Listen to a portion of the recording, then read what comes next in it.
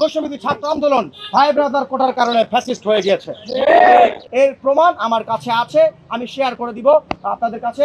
আওয়ামী লীগ যদি স্বৈরাচার হয় তাহলে বৈষম্যবিরোধী ছাত্র আন্দোলন 25-এর কমিটিতে সুপার প্রো ফ্যাসিস্ট ছিল। কেন সুপার প্রো ফ্যাসিস্ট ছিল? আওয়ামী লীগকে আমরা বলতাম পরিবারতন্ত্র করার কারণে তারা ফ্যাসিস্ট হয়ে যায়, এবং বৈষম্যবিরোধী ছাত্র আন্দোলন ভাই ব্রাদার কোটার কারণে ফ্যাসিস্ট হয়ে গিয়েছে। সংগঠন দখল, নৈতিক বিশ্বাসঘাতকতা এবং রাজনৈতিক স্বার্থ প্ল্যাটফর্ম ব্যবহার।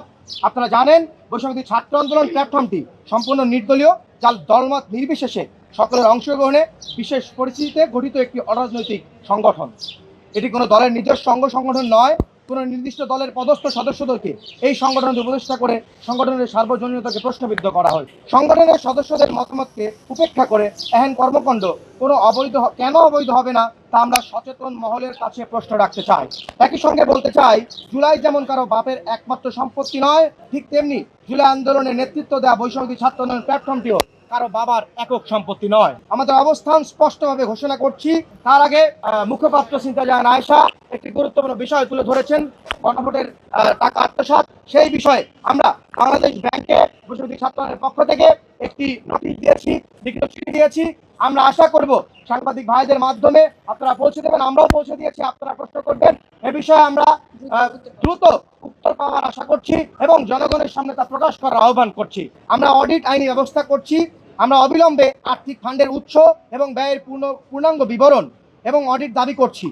ইতিমধ্যে বাংলাদেশ ব্যাংকের তথ্য জানতে চেয়ে আমরা আবেদন করেছি।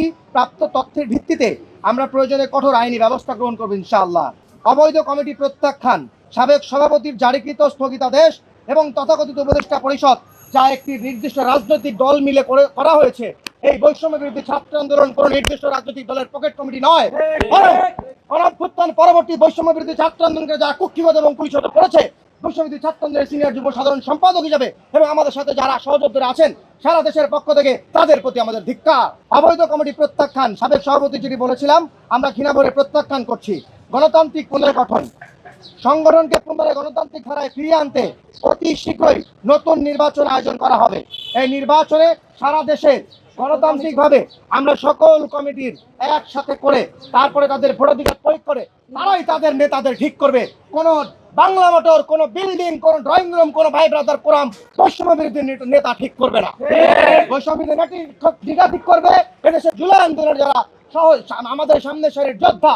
বৈষম্য বিরোধী নেতা ঠিক করবে যারা এদেশের জনগণ, যারা এদেশের জান দিয়েছে, প্রাণ দিয়েছে, জুলাই যোদ্ধা এবং আহত শহীদ পরিবার। জনপ্রতিনিধি কাউন্সিলর সরাসরি ভোটাধিকার প্রয়োগ করবে, তাদের মাধ্যমেই কেন্দ্রীয় নেতৃত্ব নির্ধারিত হবে। আপনাদের জ্ঞাতার্থে আমি দুটি কথা বলবো। আমি মাশরাফি সরকার, বৈষম্য ছাত্র আন্দোলনের সিনিয়র যুগ্ম সাধারণ সম্পাদক।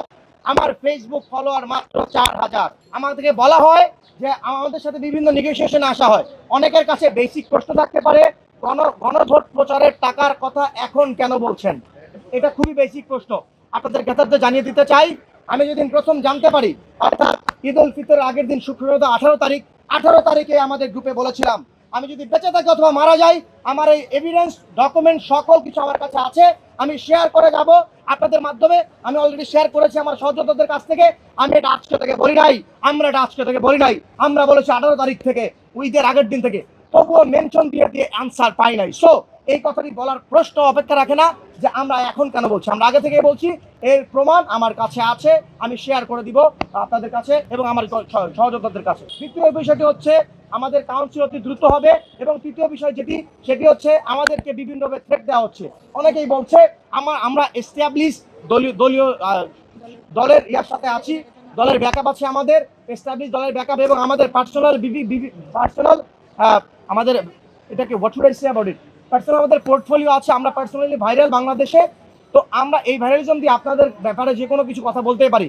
যখন আমরা নেগোসিয়েশন, আমি মাশরাফি সরকার রাজি হয়নি, তখন আমাকে এই থ্রেট দেওয়া হয়, আমার লাইফ রিস্কে আছে। সো আমি বাংলাদেশ সরকার তাদের কাছে আহ্বান করবো, বৈষম্য বিরোধী ছাত্র আন্দোলন, আপনারা যদি আমাদের মূল্যায়ন না করেন বাংলাদেশ সরকার, তাহলে বৈষম্য বিরোধী ছাত্র আন্দোলন আবার রুখে দাঁড়াবে। মনে রাখবেন, বৈষম্য বিরোধী ছাত্র আন্দোলনকে যারা কুক্ষিগত এবং কুলসিত করে গেছে, হাদি ভাই কিন্তু বলে গেছে, এটা মাশরাফি সরকারের বক্তব্য না।